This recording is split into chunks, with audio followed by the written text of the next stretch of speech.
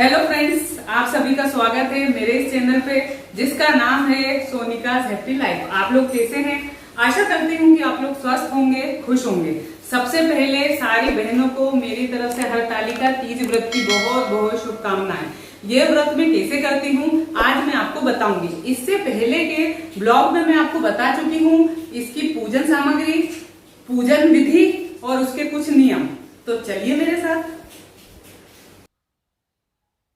आज के दिन 16 श्रृंगार करना चाहिए। मैं यहाँ पर हल्दी, उसके बाद पैर पे आलता और माहुर लगाऊंगी। आज के दिन 16 श्रृंगार का विशेष महत्व होता है, इसलिए सभी को बहुत अच्छे से तैयार होना चाहिए। सबसे पहले मैंने पैरों में हल्दी लगाई है और हल्दी के बाद मैंने यहाँ पे माहुर लगाया है। बाकी मैं रेडी हो चुकी हूँ। यहाँ पर मैं अपनी पूजन स्टार्ट करूँगी। सबसे पहले कलश की स्थापना करके मैं गणपति जी की पूजा अर्चना करूँगी। उसके बाद मैं दीपक धूप जलाऊंगी।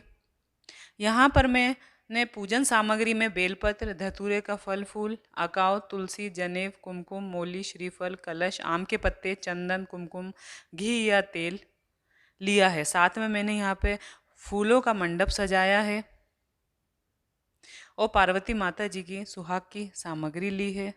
भोग के लिए यहाँ मैंने फल लिया है केला और सेब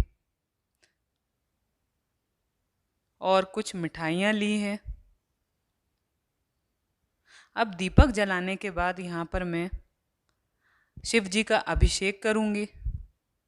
शिव जी के अभिषेक के लिए मैं शहद, दूध, दही और स्वच्छ जल का उपयोग करूँगी। यहाँ मैंने शिव जी का अभिषेक स्टार्ट कर दिया है, जिसमें मैंने शहद, दूध और दही लिया है। शहद, दूध और दही से मैं शिव जी को अच्छे से अभिषेक करवाऊँगी। उसके बाद उनको पानी से स्नान करवाऊँगी। अब यहाँ पे मैं उनको पानी से स्नान करा रही हूँ। पानी से अच्छे से स्नान करने के बाद अब हम शिव जी की पूजा करेंगे। पूजा करने से पहले शिव जी को पूजन सामग्री जो उनको अति प्रिय है अर्पित करेंगे, जिसमें बेलपत्र, धतूरे, अकाव का फूल जो शिव जी को अति प्रिय है, इसलिए आप इस पूजा में इसको रखना ना भूलें।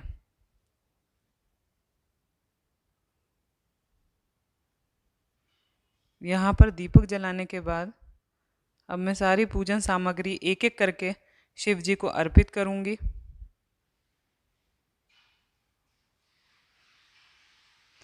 सबसे पहले मैं कुमकुम और रोली चावल का टीका लगाऊंगी शिव जी को।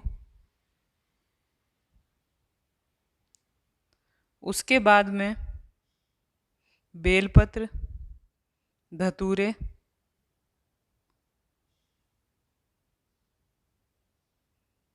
फूल, यहाँ पे मैंने गेंदे के फूल लिए हैं, आपको जो भी फूल मिल जाए आप ले सकते हैं। अब यहाँ पे मैं बेलपत्र, धतूरे, अकाव के फूल शिव जी को अर्पित करूँगी एक एक करके। अकाव के फूल अर्पित किए हैं मैंने अभी। अब यहाँ पे मुझे थोड़ा बेलपत्र देखना पड़ता है कि कहीं खंडित तो नहीं है, इसलिए मैं बेलपत्र देख रही हूँ। यहाँ पे बेलपत्र चढ़ाया मैंने शिव जी को। खंडित बेलपत्र आप भी ना चढ़ाएं।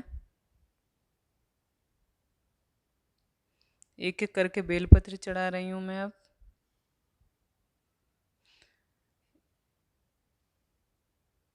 हाथ जोड़ें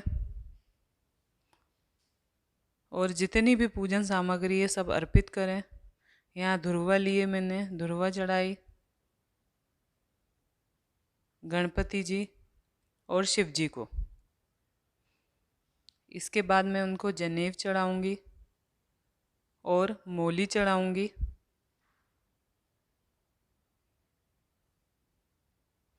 और अच्छे से उनका पूजा अर्चना करूंगी।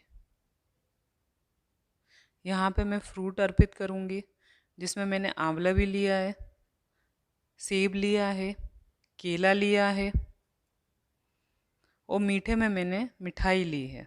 अब मैं अच्छे से हाथ जोड़ूंगी, स्मरण करूंगी शिव जी का।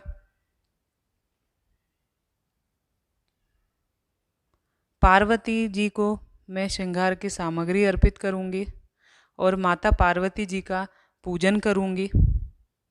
माता पार्वती जी को भी सारी सामग्री अर्पित करूंगी और उनका अच्छे से पूजा अर्चना करूंगी।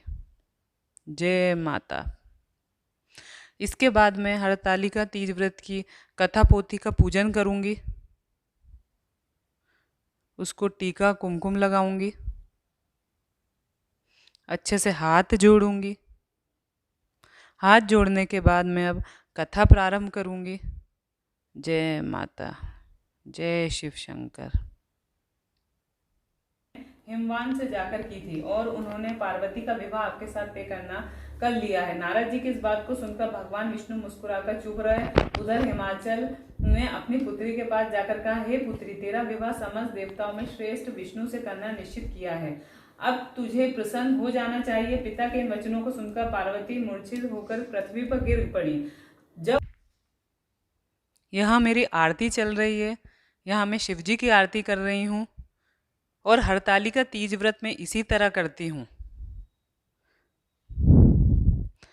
इसे कभी छोड़ा नहीं जाता है, प्रत्येक वर्ष इस व्रत को रखा जाता है पूर्ण विधि विधान से। इस व्रत में रात्रि जागरण किया जाता है, रात में भजन कीर्तन किया जाता है। यहाँ पर मेरी आरती समाप्त हो गई है। ये थी मेरी दूसरी पूजा। एक पूजा मैंने मॉर्निंग में करी थी, सुबह उठ के सूर्योदय के समय स्नान करके। पहली पूजा मैंने करी थी 8 से 9 बजे के बीच में। अब यहाँ पे मैंने मुहूर्त में करी है। मुहूर्त था 6:45 से 8:30 के बीच में, तो दूसरी पूजा मैंने 6:45 से 8:30 के बीच में की है। अब तीसरी पूजा मैं अपनी 12 बजे के अराउंड करूंगी, उसके बाद 4 बजे करूंगी और उसके बाद 5:30 से 6 बजे के बीच में जो मेरी आखिरी पूजा होगी, जिसमें पार्वती जी को, माता पार्वती जी को सिंदूर चढ़ता है और वही सिंदूर हम अपनी मांगों में भरते हैं। उसके बाद हम सारी पूजन सामग्री को विसर्जित करते हैं। दोस्तों, अभी तो क्या है कि अभी कोरोना काल चल रहा है, नहीं तो इसमें सारी महिलाएं इकट्ठी होती हैं, इकट्ठे होके रात में भजन कीर्तन करती हैं, डांस वगैरह करती हैं और रात भर रात्रि जागरण करती है। तो आज मैं अकेली हूँ, तो मैं सोच रही हूँ कि भगवान के भजन गाऊंगी और थोड़ा सा डांस करूंगी। तो अब देखते हैं कि मैं क्या करती हूँ। शिव शंकर को जिसने पूजा उसका ही उद्धार हुआ। शिव शंकर को जिसने पूजा उसका ही उद्धार हुआ। अंतकाल को भव सागर में उसका बेड़ा पार हुआ। भोले शंकर की पूजा करो, ध्यान चरणों में इनके धरो। हर हर महादेव शिव शंभु, हर हर महादेव शिव शंभु, हर हर महादेव शिव शंभु, हर हर महादेव शिव शंभु। आमा आ तुझे दिल ने पुकारा, आमा आ तुझे दिल ने पुकारा, दिल ने पुकारा, तू है मेरा सहारा माँ। आमा आ तुझे दिल ने पुकारा, आमा आ तुझे दिल ने पुकारा। ओ शेरा वालिए, ओ जोता वालिए, शेरा वाली जोता वाली मेरा वाली माँ। शेरा वाली जोता वाली मेरा वाली माँ।